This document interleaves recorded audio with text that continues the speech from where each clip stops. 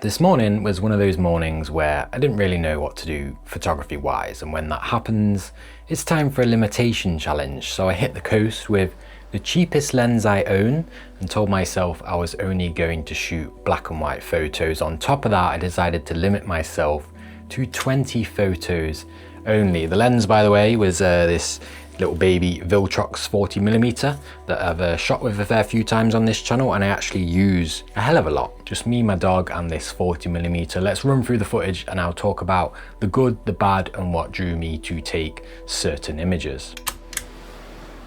Starting at Almouth for the pure reason there's a good coffee shop there, I went in search for my first frame along the beachfront. I noticed this solo guy going for a stroll. Him being dressed in all black gave a nice contrast against the light tones of the sand. This was a good photo to get the day started. I love how airy it looks, and there's definitely a feeling of solitude, which is often a theme I'm looking for when taking photos. There's no technical layers to this image, but the light to dark repetition from top to bottom helps with what is quite a flat scene really. The next shot for the day was similar to the last, but this time using a couple of people sitting on this log in the foreground instead. Unfortunately, my action camera didn't trigger for the next photo for whatever reason, but I also took this photo of what I think is rowing club buildings. I love the shadow and light bouncing around and hitting the different areas in this scene.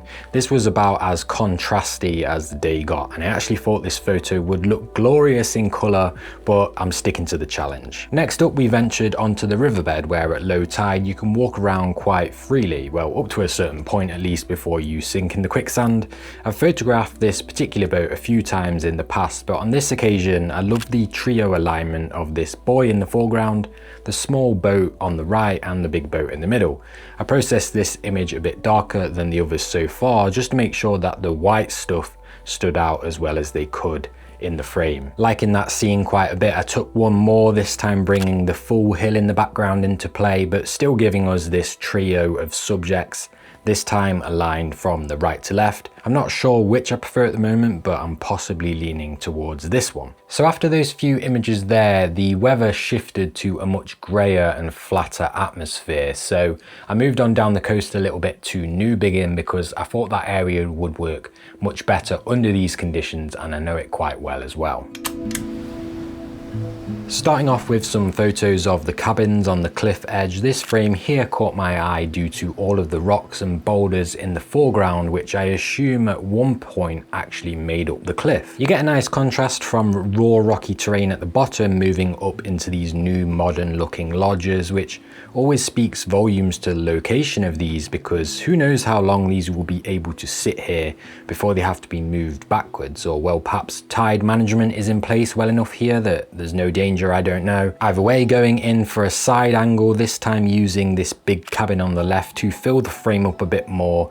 I like the way the small ones kind of veer off into the distance, but those last two shots as a whole I'm not particularly sold on. There's definitely something here though, so I'm sure it's a little area I'll return to many times. Round the corner a bit, I completed a little trio of images here with a closer shot. I was drawn to the danger sign originally, but I'm also a big fan of that juxtaposition again, having such a new and clean looking lodge with a bright white balcony next to a danger sign kind of contrast against each other in some kind of way.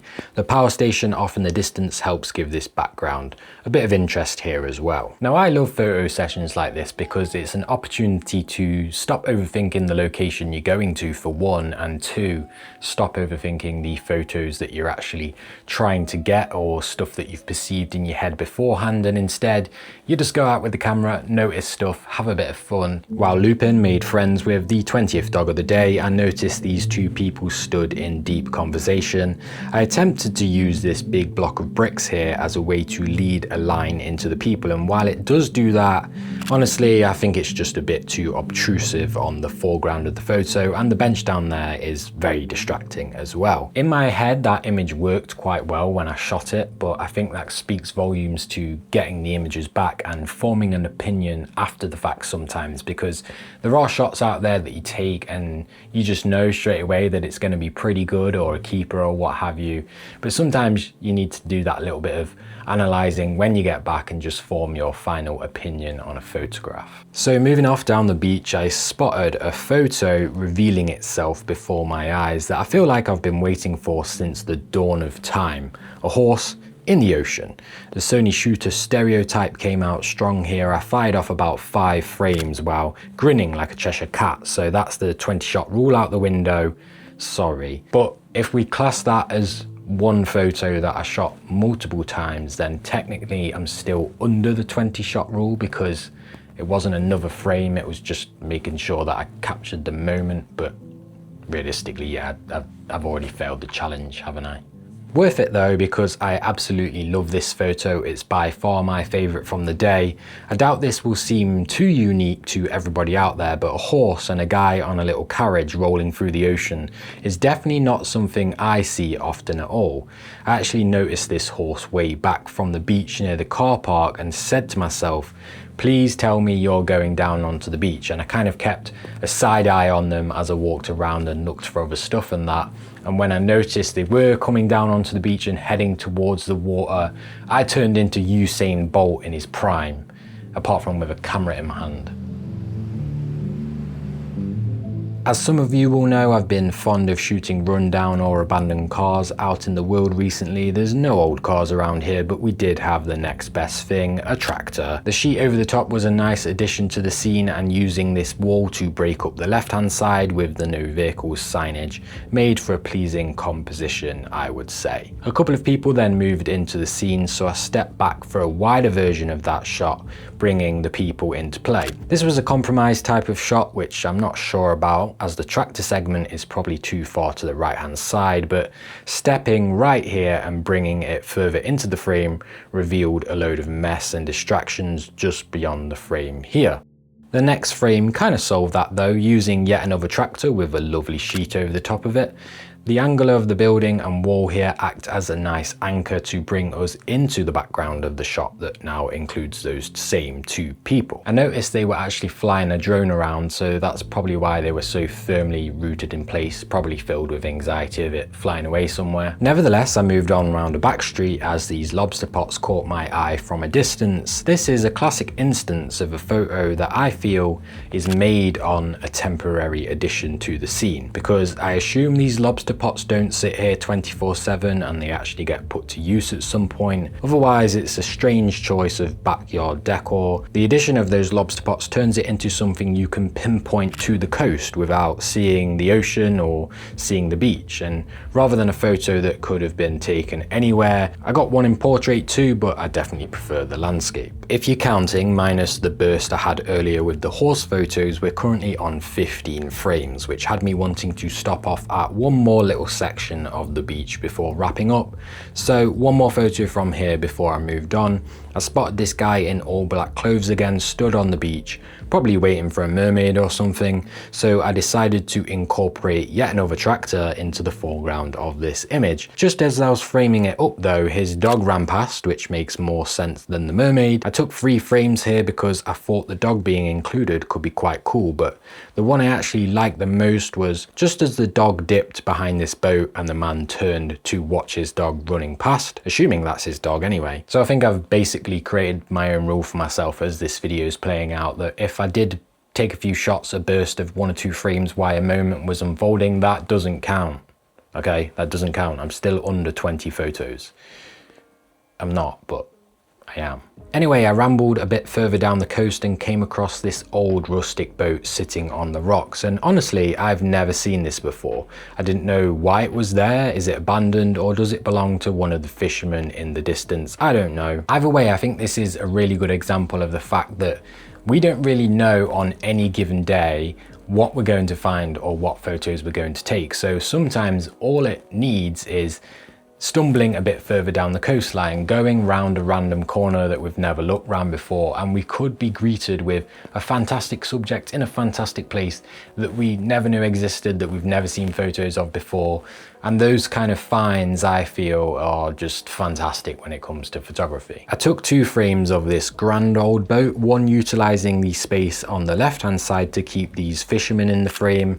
It helps massively that the front of this boat is so dark, because if it was white it may have just blended into the rest of the scene a bit too much. For the second image, I brought some of this driftwood and general rubble into play, and also waited for a little figure to just get situated in the gap between the boat and the edge of the bank here. I had to use a bit of a rogue angle trickery to make that happen, but I pulled it off, I think. Just a few photos left to cap off this challenge. I really like the look of this old little house here. The fact the door faced the field and not out onto the road is really what made it such a viable photo subject for me. We also have a nice crisscross of telephone poles and wires going off here, which are always fun to play with when it comes to spacing. I know a lot of people don't like telephone poles or telephone wires in photographs, but they're actually something I actively look out for, and I think they're a really fantastic opportunity, if not one of the strongest, to play around with layout and spacing and create photos that actually look